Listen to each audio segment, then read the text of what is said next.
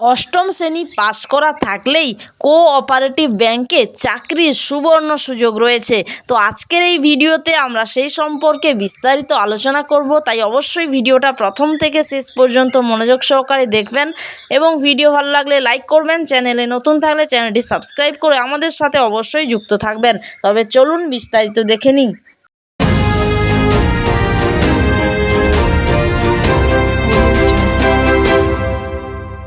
Cooperative bank recruitment 2024। তো Paschimbanga cooperative ব্যাংকে নিয়োগের জন্য বিজ্ঞপ্তি জারি করা হয়েছে। তো এই নিয়োগে অফিস অ্যাটেন্ডেন্টের জন্য 125টি শূন্যপদ পূরণের জারি করা হয়েছে বিজ্ঞপ্তিতে। তো এই সব শূন্যপদে আবেদনের প্রক্রিয়া শুরু হয়ে গেছে।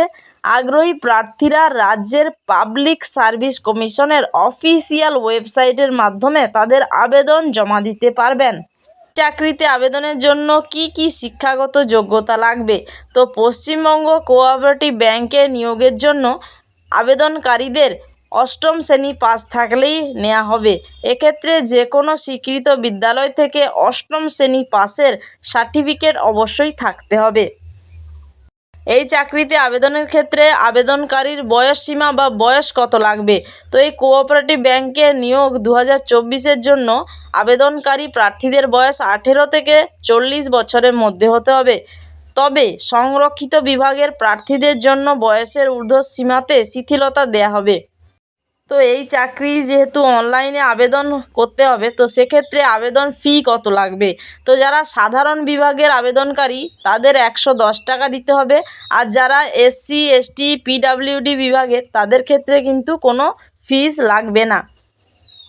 তো এখন হচ্ছে আবেদন প্রক্রিয়া, অর্থাৎ এই চাকরিতে তোমরা কিভাবে আবেদন করবে। তো ফার্স্টেই পশ্চিমবঙ্গের কোঅপারেটিভ ব্যাংকের নিয়োগের জন্য রাজ্যের যে পাবলিক সার্ভিস কমিশনের অফিসিয়াল ওয়েবসাইট অর্থাৎ wbpsc.gov.in এই অফিসিয়াল ওয়েবসাইটে আসতে হবে। তোমাদের সুবিধার্থে এই অফিসিয়াল ওয়েবসাইটের লিঙ্ক আমাদের ভিডিও ডেসক্রিপশানে থাকবে। এরপর হোম পেজে প্রদর্শিত কোঅপারেটিভ ব্যাংক রিক্রুটমেন্ট 2024 লিঙ্কটি খুঁজুন। এরপরে এই লিঙ্কে ক্লিক করুন, অর্থাৎ এই কোঅপারেটিভ ব্যাংক রিক্রুটমেন্ট 2024-এর লিঙ্ক দেওয়া থাকবে সেই অফিসিয়াল ওয়েবসাইটে।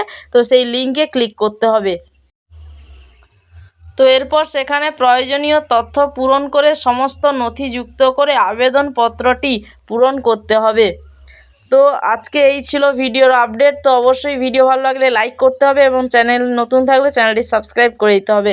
এবং তোমরা যদি চাও আবেদন কিভাবে করে তার একটা ভিডিও দিতে, তাহলে অবশ্যই এই ভিডিওর নিচে কমেন্ট করে জানাতে পারো।